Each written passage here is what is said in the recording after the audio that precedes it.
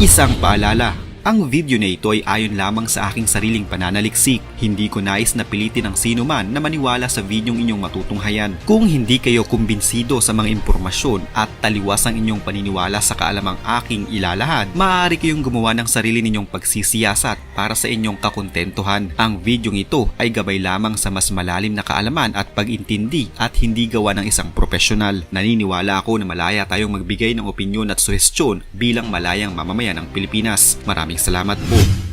Mula nang magsimula ang kaguluhan sa Israel noong 7 ng Oktubre, marami na sa mga taga-subaybay nito ang ikinukumpara ngayon ng militanteng grupong Hamas sa teroristang ISIS.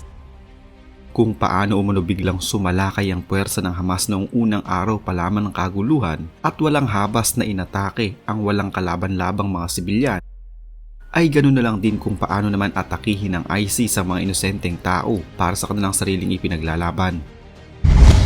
Totoo nga bang iisa lamang ang grupong ito? Pareho nga lang ba sila ng ipinaglalaban at katayuan? Sa mga nauna ko ng video, akin ang nabanggit ang pinagmulan at kasaysayan ng militanteng grupong Hamas.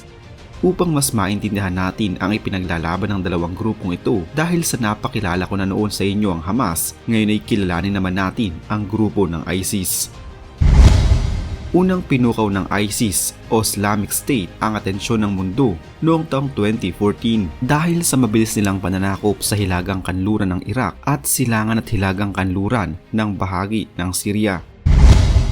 Sa pagtatapos ng Hunyo noong ding taong iyon, inanunsyo ng Islamic State ang pagkakatatag ng Islamic Caliphate sa ilalim ng pamumuno ni Abu Bakr al-Baghdadi. Ang organisasyong terorista na ito ay naghahangad na palitan ng kasalukuyang political, social, order at pamahalaan nila ang mas pinabangis na Islamic regime. Kaya naman ang kanilang mga naging kilos ay walang awa at masahol pa sa hayop. Ang klase ng kanilang pananakop noon ay talaga namang kinatakutan ng buong mundo. Mula sa brutal na pagpatay sa mga inosenteng buhay hanggang sa sabay-sabay na pagpugot ng ulo ng isang grupo ng mga tao.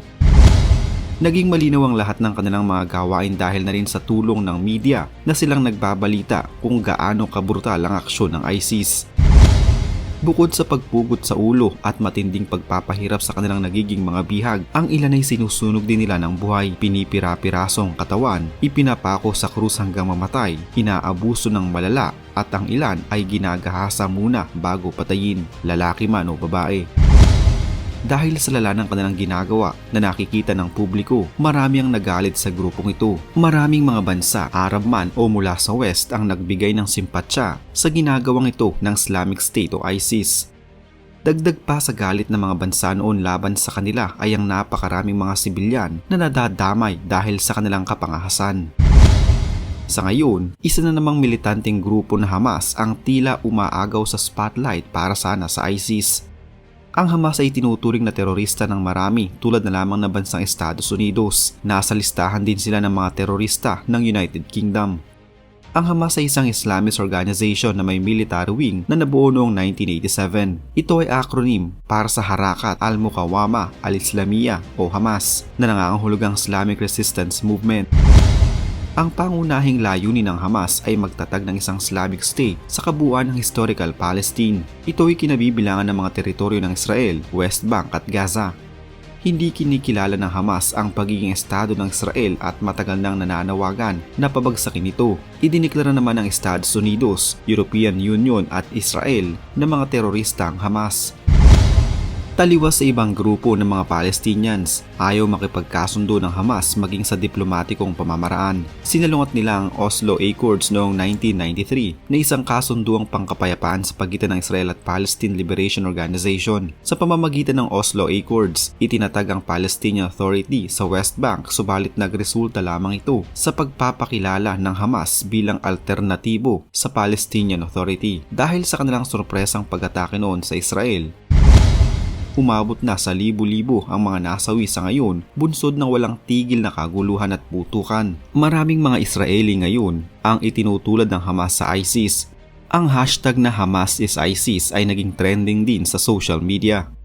Kahit ang Prime Minister ng Israel na si Benjamin Netanyahu, ang tingin niya sa Hamas ay ISIS. Pero ayon sa mga scholars of Islamist movement, maaaring may pagkakahawig kahit paano kung paano umatake ang dalawang grupong ito, subalit malaki ang pagkakaiba nila pagdating sa ideolohiya at kanilang ipinaglalaban. Ang una at pinakamahalaga nilang pagkakaiba ay ang Hamas, tulad na ng aking naunang nabanggit, ay isang Palestinian Nationalist Islamist movement.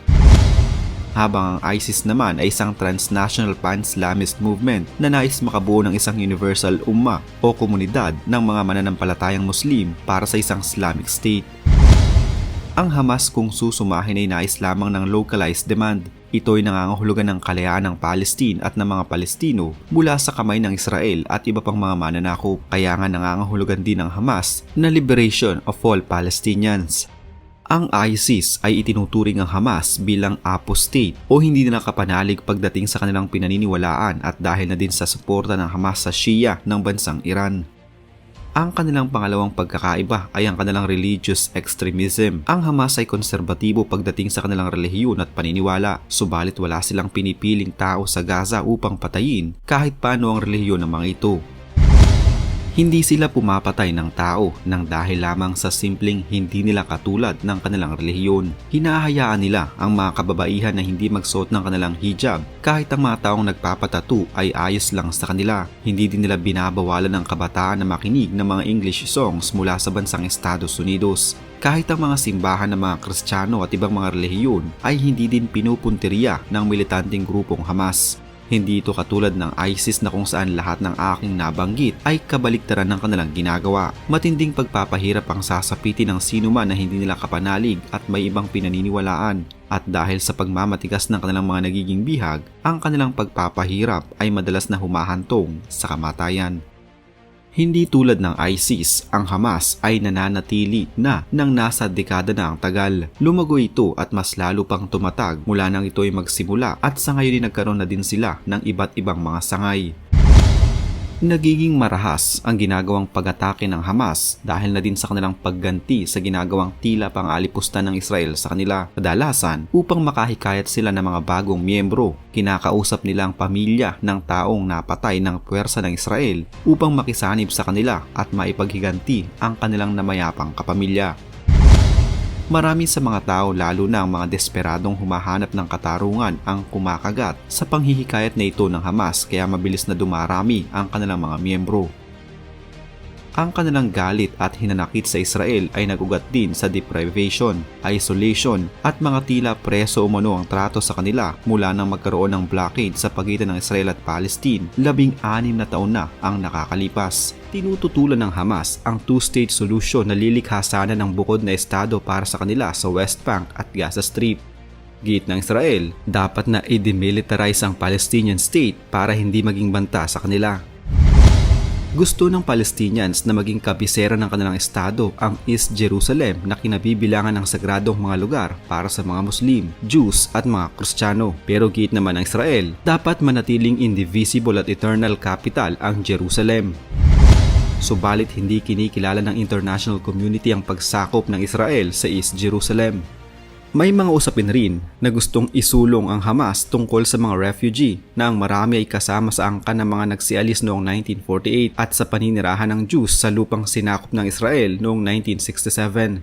Nais ng Hamas na alisin na ng Israel ang matagal ng blockade na ginagawa nila sa Gaza na sanhi ng paghihirap sa mga taong bayan nito. Katunayan, ang Gaza Strip ay tinaguri ang largest open-air prison ng mga aktivista at ng mga Palestinians. Nakakulong ang mga nakatira dito at kinakailangan pa na humingi ng permiso sa Israel ang sinuman na nais makalabas ng Gaza sa iba't ibang kadahilanan. Kahit na ang Israel ay umatras na sa Gaza noong 2006, pinairal pa rin nila ang kanilang occupying power sa lugar na ito. Bukod dito, ayaw ng Hamas ang polisiya ng Israel sa pagtrato sa mga Palestino at maging sa moske nito. Sa kabila ng limitadong tubig, kuryente, pagkain at iba pang mga supplies ay bukod tangi naman ang kabataan sa Gaza. Sila ay mga bright at industrious students, subalit pagkatapos na lang makagraduate ay walang makuhang trabaho sa Gaza at hindi naman sila makalabas. Ang unemployment rate sa Gaza ang isa sa mga pinakamataas sa buong mundo na 46.4% ayon sa tradingeconomics.com.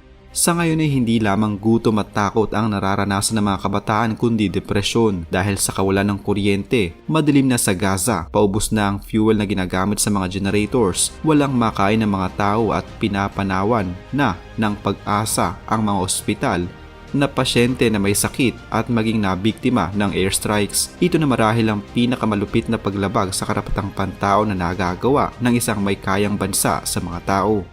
Dapat maintindihan ng Israel na kaya nagiging marahas ang Hamas ay hindi dahil sa pagnanais nila na paniwalaan ng mga tao ang kanilang pinaniniwalaan, kundi ang kanilang galit ay mula sa kanilang tila pagiging mga bilanggo sa sarili nilang bayan na matagal nang nakakulong at naghahangad ng tunay na kalayaan. Isa na namang kwento ng pagbabalik tanaw sa kasaysayan ang naitampok natin ngayon. Huwag kalimutang i-like ang video ito at mag-iwan ng komento sa ibaba ng mga nais nyo pang malamang kwentong kasaysayan sa Pilipinas. Mag-subscribe na din para lagi kayong updated sa mga pinakabagong video dito sa Kasaysayan Pinoy. Magandang araw po at mabuhay ang bansang Pilipinas!